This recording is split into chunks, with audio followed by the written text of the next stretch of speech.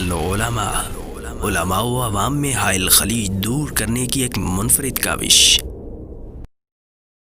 السلام علیکم ورحمۃ اللہ وبرکاتہ۔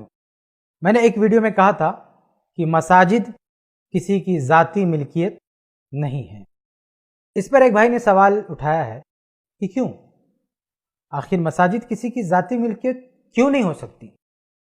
اور اگر کوئی شخص اپنی ذاتی ملکیت میں کسی مسجد کو رکھے، ذاتی ملکیت بنا لے،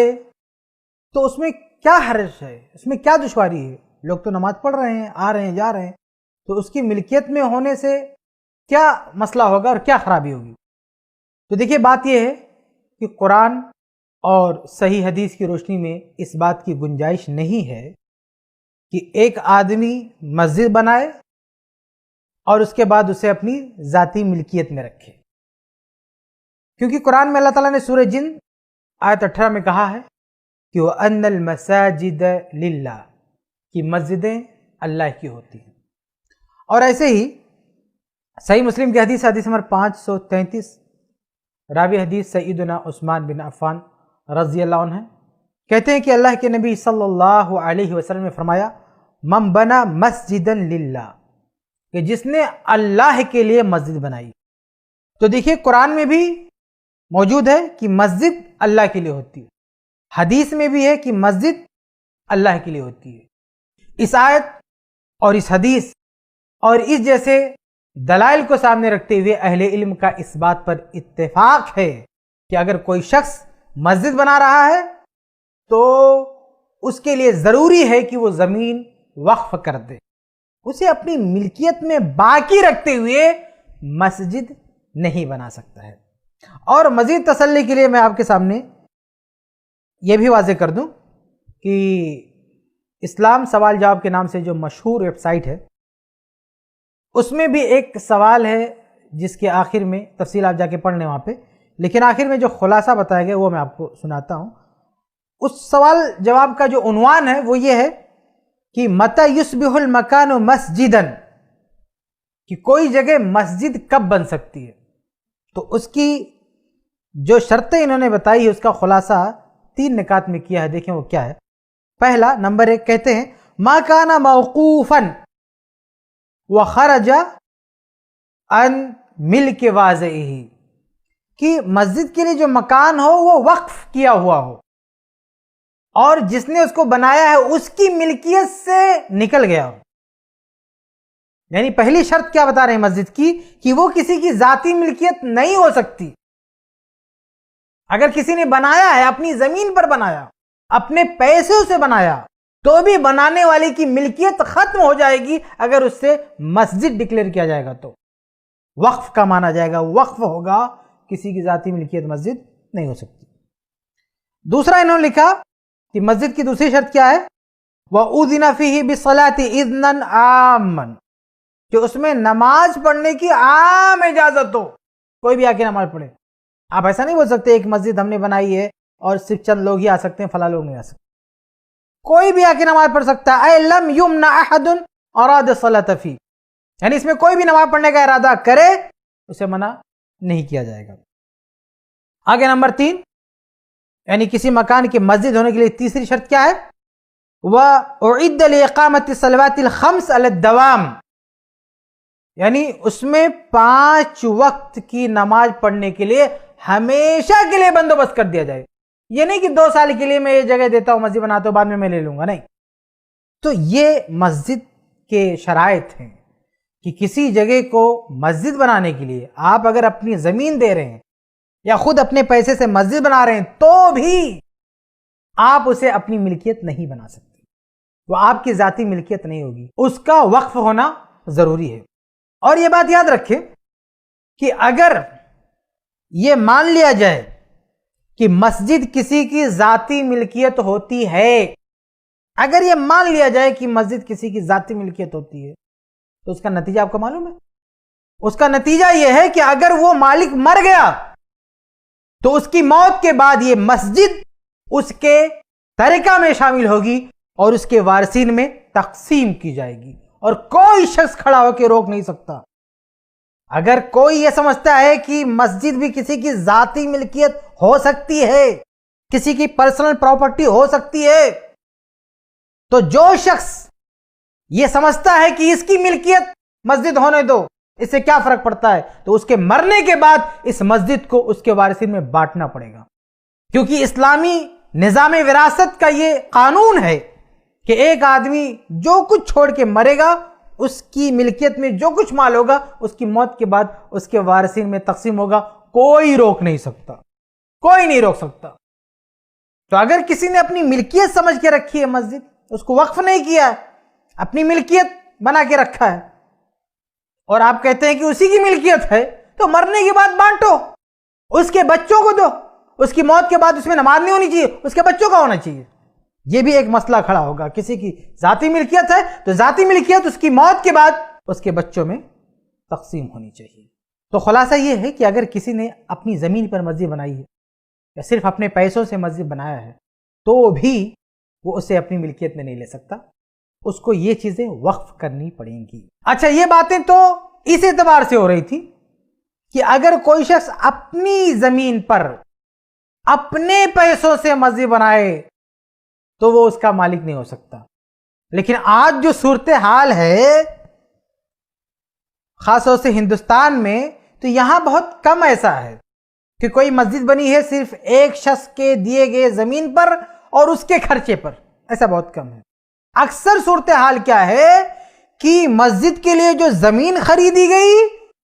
وہ مسجد کا جو صدر ہے، جو ناظم ہے، اس کے اپنے پیسے سے نہیں، اس کے اکاؤنٹ سے نہیں، بلکہ افراد امت کا تعاون لے کر، ان کا پیسہ لے کر، ان کا ہدیہ لے کر یہ زمین خریدی گئی ہے، اور اس زمین پر تعمیر شدہ مسجد بھی اس صدر اور ناظم کے اپنے پیسے سے نہیں بنی ہے، بلکہ قوم کے دیے ہوئے پیسے سے بنی ہے۔ ایسی مسجد کے بارے میں تو دور دور تک تصور میں بھی نہیں آنا چاہیے کہ یہ کسی کی ملکیت ہو سکتی ہے، یہ کسی کی ذاتی ملکیت ہو سکتی ہے۔ اگر کسی کو شبہہ بھی ہو رہا ہے تو یہ شبہہ وہاں ہو جہاں اس نے اپنی زمین دی ہے اور اپنے پیسوں سے مسجد بنائی ہے، وہاں یہ شبہہ آئے تو سمجھ میں آتا ہے اور اس شبہے کا ازالہ آپ کے سامنے کر دیا گیا ہے۔ لیکن جب عمومی صورتحال یہ ہے کہ مسجد کی زمین خریدی جاتی ہے امت کے تعاون سے، اور اس پر جو تعمیر ہوتی ہے، تعمیری کام ہوتا ہے، وہ بھی امت کے دیے گئے پیسے پر، تو ایسی صورتحال میں تو یہ سوچنے کی ذرہ برابر بھی گنجائش نہیں ہے کہ یہ کسی کی ذاتی ملکیت ہو سکتی ہے، ہرگز نہیں۔ اور اگر کسی شخص نے امت سے پیسہ لے کر مسجد کے لیے زمین خریدی، مسجد بنایا، اس کے بعد قبضہ کر کے بیٹھ گیا، صرف ہمارا حکم چلے گا باقی کسی کے نہیں چلے گا، تو بہت بڑا مجرم ہے۔ مسجد قوم کا ہے، قوم اس کا ایک ٹرسٹ بنائے، ایک کمیٹی بنائے، ایک انتظامیہ ہو، وہ فیصلہ کرے اور وہ اس کی دیکھ بھال کرے، اس کا حکم چلے گا، رائے مشورے سے چلے گا۔ صرف ایک آدمی قبضہ کر کے بیٹھ جائے، ڈکٹیٹرشپ، کہ جو اس کی مرضی، جو اس کے من میں آئے وہ چلے گا، نہیں۔ اپنی مرضی اور منمانی چلانے کا مطلب تو یہی ہے کہ تم نے اس کو اپنی میراث سمجھ کے رکھا ہے، نہیں، یہ تمہاری میراث نہیں ہے، یہ قوم کی امانت ہے۔ اس لیے قوم کی ذمہ داری ہے کہ وہ ایک کمیٹی تشکیل دے، اس کا ایک ٹرسٹ بنائے، اور وہ فیصلہ کریں گے اس میں کیا ہونا ہے کیا نہیں۔ صرف ایک شخص یہ فیصلہ نہیں لے سکتا۔ تو خلاصہ یہ ہے کہ مسجد کسی کی ذاتی ملکیت نہیں ہوتی۔ ایک اور چیز واضح کر دوں آپ کے سامنے کہ یہ ہو سکتا ہے کہ کسی شخص کا اپنا ذاتی مکان ہے اور اس مکان کو عارضی طور پر اس نے نماز پڑھنے کے لیے مختص کر رکھا ہے، یا کسی کا اپنا مان لیجیے گھر ہی ہے، بڑا سا بنگلہ ہے، گھر ہے، ایک بہت بڑا میدان ہے، کئی گھر ہے، بڑی فیملی ہے، تو اس فیملی والوں نے ایک خاص جگہ بنا لی، اس میں ہم لوگ نماز پڑھیں گے۔ بعض احادیث میں بھی آتا ہے کہ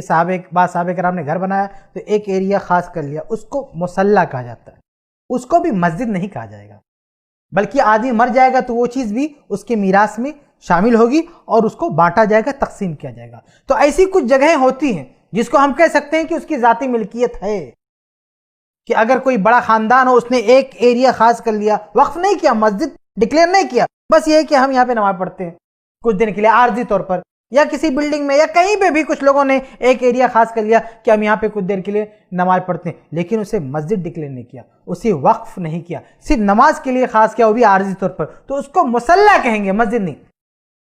لغوی طور پر مسجد کہتے ہیں، الگ بات ہے، لیکن حقیقت میں صحیح لفظ اس کے لیے مصلی ہے، مسجد نہیں ہے۔ اور فرق یہ ہے کہ اس جگہ پر مسجد کے احکامات لاگو نہیں ہو سکتے۔ مثال کے طور پر آپ مسجد میں آئیں گے، تحیۃ المسجد پڑھیں گے، اور ایسی جگہ جو مسجد نہیں ہے، کسی کی ذاتی ملکیت ہے، اس نے نماز پڑھنے کے لیے کچھ دن کے لیے دے کے رکھا ہے، وہاں پہ آپ تحیۃ المسجد نہیں پڑھیں گے، وہ مسجد نہیں ہے۔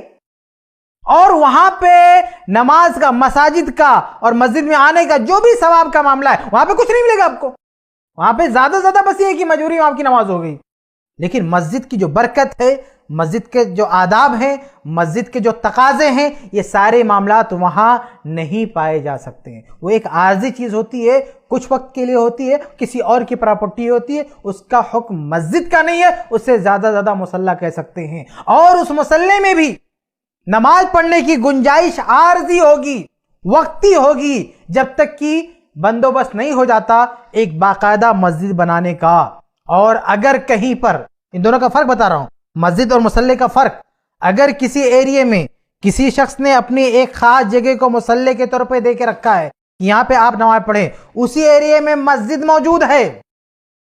مسجد باقاعدہ موجود ہے، وقف کی گئی قوم کی مسجد موجود ہے، اور تھوڑا سا ایریا کسی نے دے رکھا ہے کہ یہاں پہ جا کے تم لوگ نماز پڑھو، اب وہ مسجد میں آنے کے بجائے وہاں بیٹھ کے نماز پڑھے، ڈیلی، ہمیشہ کا، لائف ٹائم کا معمول بنا لے، ہم یہی نماز پڑھیں گے، تو اس کی نماز بھی خطرے میں ہے، کیونکہ نماز کو مسجد میں آ کر ادا کرنا ضروری ہے، اور یہ مسجد میں نہیں، مصلی میں پڑھ رہا ہے،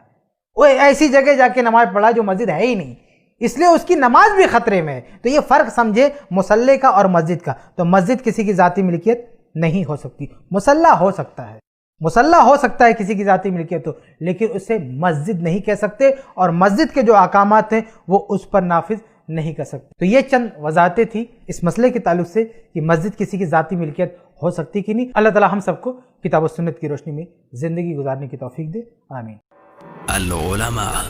علماء و عوام میں حائل خلیج دور کرنے کی ایک منفرد کاوش۔